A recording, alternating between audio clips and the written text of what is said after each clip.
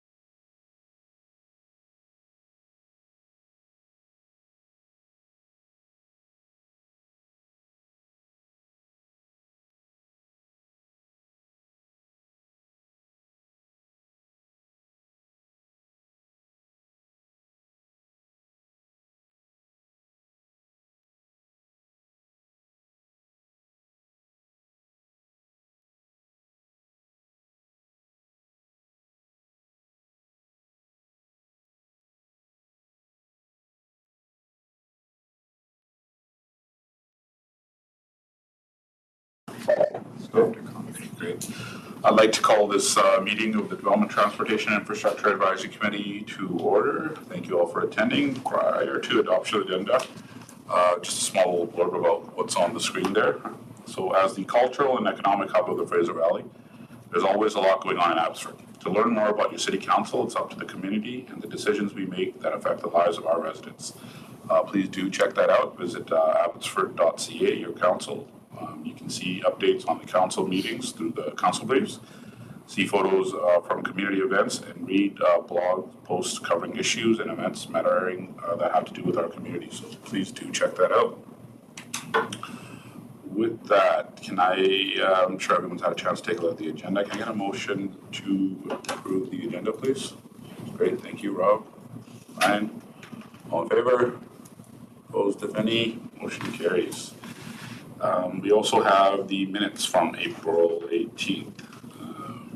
Ready to make a motion to approve those? Great, thank you. Ryan, Ken, any errors or omissions? Hearing none, can I get all in favor? Opposed, if any? Motion carried. We don't have any presentations or delegations, so we will jump right into the reports. Great, thank you, Chair. This item is from the city's environmental services team within the engineering department here in the city. It provides the committee with an overview of the 2024 energy and climate action team priority projects and initiatives. We have with us today Erin Desotels. She's the senior energy and climate action manager here in the city. So invite her up to give the presentation to the committee. Great. Nathan. Good afternoon. Thank you for having me today. And as Nathan mentioned, I just want to give some details on the Energy and Climate Action Team's key projects for 2024. First, a little bit of context on the city's climate action pathway, which is guided by leadership at a number of levels. So internationally, we have the Paris Agreement. At the national and federal level, the Pan-Canadian Framework for Clean Growth and Climate Change, and provincially through the BC Climate Action Charter, which is actualized through the Clean BC Plan. At the municipal level, our official community plan provides the foundation to support compact, complete, and low-carbon communities, and also includes our greenhouse gas or carbon reduction targets. In working towards these targets, the city's developed many plans and strategies to reduce carbon pollution, as well as support climate resilience throughout Abbotsford. Corporately, the 2022 Green Buildings Framework and the 2019 Green Fleet Strategy guide our reductions in civic buildings and fleet, and also serve to model climate action leadership to the community. Implementation of these and other plans is ongoing and guides much of the initiatives the Energy and Climate Action Team are advancing. Moving on to Council's strategic plan, which reinforces the city's commitment to sustainability and climate action. And in particular, this is highlighted in Principle 2, Sustainable and Safe City. That said, there are many goals and priority actions throughout the strategic plan that provide linkages and opportunities to, again, reduce carbon pollution, enhance our resilience, and improve energy efficiency. I've organized today's presentation into 5 areas to highlight some common themes, the work the energy and climate action team is advancing. So these are resilience and adaptation, high performance buildings, strengthening plans and policies, collaboration and partnerships, and finally celebrating progress. So jumping in with the theme of resilience and adaptation, the climate resilience strategy is a strategic priority action under the Sustainable and Safe City Principle. This high-level strategy intends to support the city's role in responding to the increasing climate impacts felt throughout the community, which include longer and more intense wildfire seasons, extreme heat events, and atmospheric rivers. Also, the implications of the new Emergency and Disaster Management Act, known as EDMA, that came into effect in late 2023 will also be considered so that the strategy will dovetail with future city emergency management planning as new regulations are released by the province over the coming years.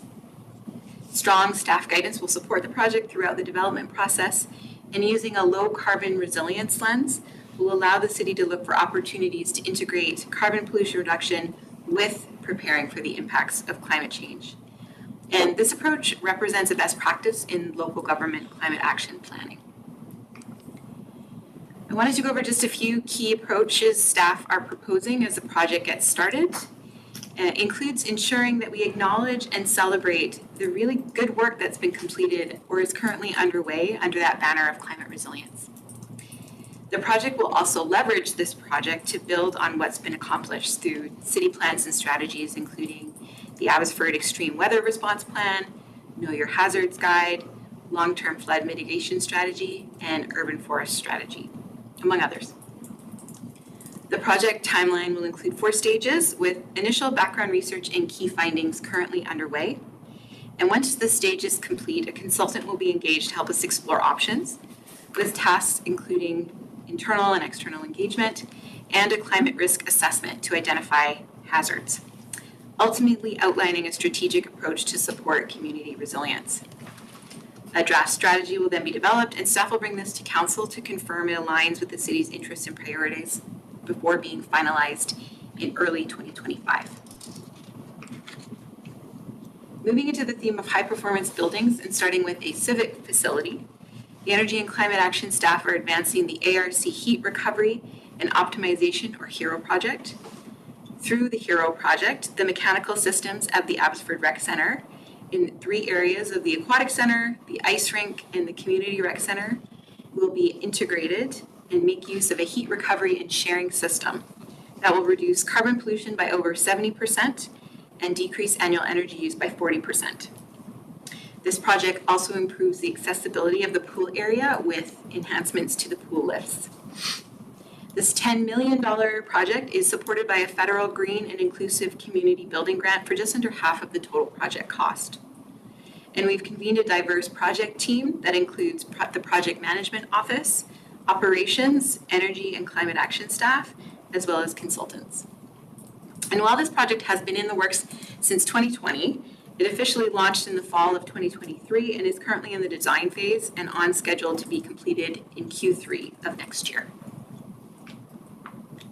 Still focusing on corporate high-performance buildings, we have a few more projects to share as part of the implementation of the city's strategic energy management plan. Some are completed, some are underway, and some are in the planning stage. So a few highlights here include the fire hall lighting upgrade, which was completed last month. For just under $200,000, we upgraded to LED lights at 7 of our 8 fire halls in Abbotsford. Fire Hall 6 was not upgraded because of the replacement plans that are moving forward. And that'll save energy across all of our fire halls. Another project that is underway and in progress is the second phase of the Exhibition Park lighting project. Phase 1, which was a few of the buildings in Exhibition Park, was completed in 2023, so we're moving forward with another phase this year. Also at City Hall, we'll be moving forward with a lighting study, and then that will be followed by assessment and implementation of those recommendations. And after that, a low-carbon electrification study will look at opportunities to electrify and improve building systems efficiency. And I'll note here that the Energy and Climate Action team work closely with operations and facility staff on building projects like these to identify and prioritize opportunities for energy and low carbon improvements. So in the community realm, in terms of advancing high performance buildings, the city continues to collaborate with partners on education and training for the buildings and development sector. Leveraging the success of training sessions the city offered in 2021 and 2022, staff delivered the Fraser Valley Energy Step Code Super Series, which is a bit of a mouthful. And that was a 5-part series of workshops focused on foundational concepts to meet or exceed the current energy efficiency requirements of the BC Building Code. This wrapped up recently and covered topics like compliance best practices, heat pumps, integrated design process, airtightness, and building envelopes. The free workshops were offered in Abbotsford, Mission, and Chilliwack, as well as one hosted on BCIT's campus in their High Performance Buildings Lab. There were a long list of partners for this workshop series, including Fortis BC, BC Hydro, BCIT, the Canadian Home Builders Association of Fraser Valley, Community Futures South Frasers, and of course the cities of Abbotsford and Mission. And I'm really happy to share that registration was full for all of the workshops, plus there was numerous time there were waiting lists. So one more initiative under the high performance buildings category is the city's work on its first residential retrofit program. So this program intends to support residents in reducing their carbon footprint through home decarbonization and energy efficiency improvements. Program design was completed earlier this year and helped to define the program's 3 overarching goals that you see on the screen. We also had the help of Archway Community Services to center equity and engage community members to better understand their barriers and challenges when it comes to climate-friendly retrofits. So with a solid understanding of program delivery methods, staff will now assess possible approaches to maximize the program's impact before providing pilot program options to council.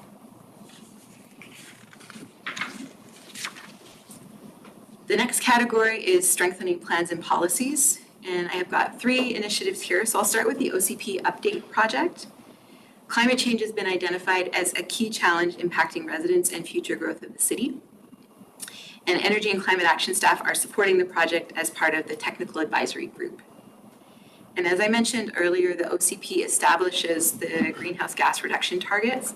And this update project provides an opportunity to consider these targets and explore coordination with those of the provincial and federal government. As well, new policies, strategic approaches, and best practices from other local governments addressing climate change are being considered in support of the vision of the OCP. So next, the asset management program. Energy and climate staff are also part of the asset management steering committee and involved in discussions around how asset management decision-making considers climate change with regards to the city's substantial inventory of both built and natural assets. And the last initiative under this topic is around updating 2 policies. So 2 projects in the works there, the energy policy and the climate action reserve fund policy. This update is primarily to address some new requirements that have come forward out of the newer local government climate action program. This program provides annual funding to support the city's climate action efforts. And the energy policy updates will also reflect energy management best practices to better support city decision-making and prioritization with energy. Both policies will be brought to council for approval.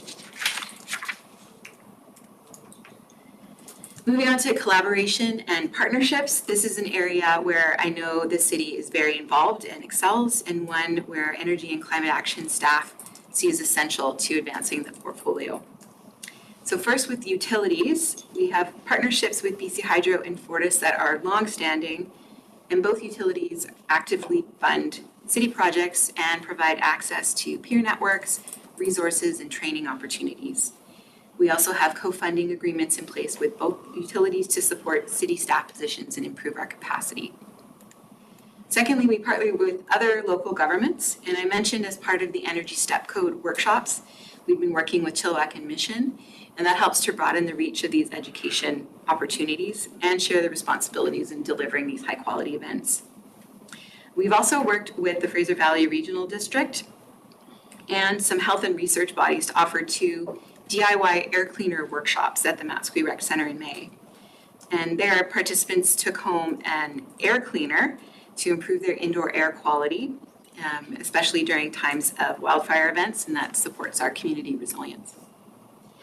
And last but not least, our collaboration in the community includes organizations connected to the building industry and education for that sector, green economy, and enhancing project outcomes through community engagement. So the final category, which I think is a great way to end, is around celebrating progress. The Energy and Climate Action team does this in a variety of ways, with just a few highlighted here. When I speak with a student or someone who's considering a career in sustainability or climate action, I ask them if they love reporting, because it is a large part of monitoring and measuring the impact and value of our work. And like in most municipalities in Abbotsford, it's no different. So this is a big part of what we do. The utility partnerships I spoke to include regular update meetings and presentations that share efforts staff had made and the achievements that have been realized. And these updates provide really excellent opportunities to share not only the achievements, but our pain points that might be challenging the city's progress. And having close connections with key account managers and program managers has proven instrumental in identifying breakthroughs and opportunities to get unstuck. And finally, since 2017, the city has produced an annual sustainability report, which is coordinated and led by the Energy and Climate Action staff. And this report lists climate action and sustainability and environmental initiatives and outlines work advanced across the city by many departments. Much of this is also reported to the province.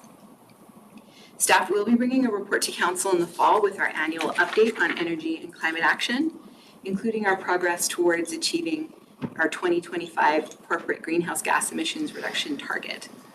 This report will also publicly launch this year's local government climate action program survey responses, as well as unveiling the 2023 sustainability report. So stay tuned for that. So that wraps up the initiatives I wanted to discuss today, and I was hoping to pose a few questions to you, as well as invite any other questions you may have. Thank you. Great, thank you.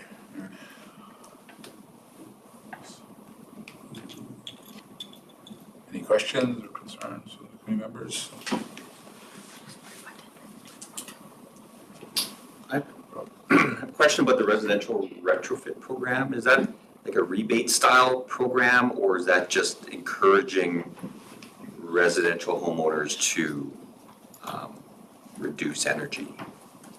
Or how does that look like? Through the chair, great question. And that's what we've been exploring through the program design process, is what are the options that are available, what's worked well in other jurisdictions, and what's needed most in Abbotsford. So both of those options are part of it. We definitely see that there's a big element of education for the community, and that can be, what does the retrofit project look like for your home? And we definitely want to make sure we're connecting residents with the existing rebate programs that are out there through the utilities. Among other things we're exploring, but absolutely, you nailed it. Those are what we're looking at. No problem. Nope, that's good.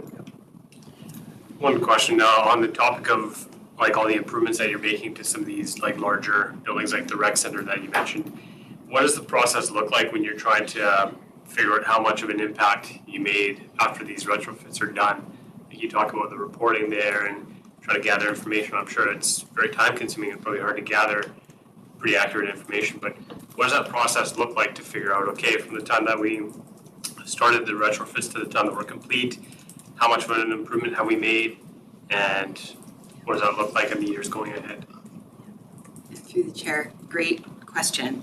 So with all of these projects, like I noted that we usually start with a study or an audit of the building. So we have baseline data, we know where we're starting from, we know how the building is performing at that point, and we can identify where there's those opportunities to move forward for energy saving or reducing carbon. So once we decide, with looking at business cases and, what's the most practical need for that facility and talking to our operations staff, then we would move forward with those recommendations with input from various areas, and of course receive council approval if it's something above and beyond what we've already budgeted for in the capital plan. And then moving forward, there's always a commissioning phase. And then we do look at, for lighting projects, we use something called an as-built calculator. So that's looking at like, what did we actually end up with and what are the benefits from that? And then we do have a platform that monitors our energy and greenhouse gases for our corporate portfolio of buildings on an annual basis. Okay. Yes. Are you guys exploring zero carbon step code? If so, timeline? Yeah, through the chair, we keep in touch with our network about what's happening and we want to know what the province is planning for that in terms of the rollout for that. So we are gathering information so that we have it for the city's context and, before we would move forward with any of that, there would be internal discussion to confirm what's going to make sense for Abbotsford. I don't know if anyone else wanted to mention. Just through the chair, yes, it's on the radar, but hasn't been considered at this point in time. It's still early. You're just waiting for the province. Yes.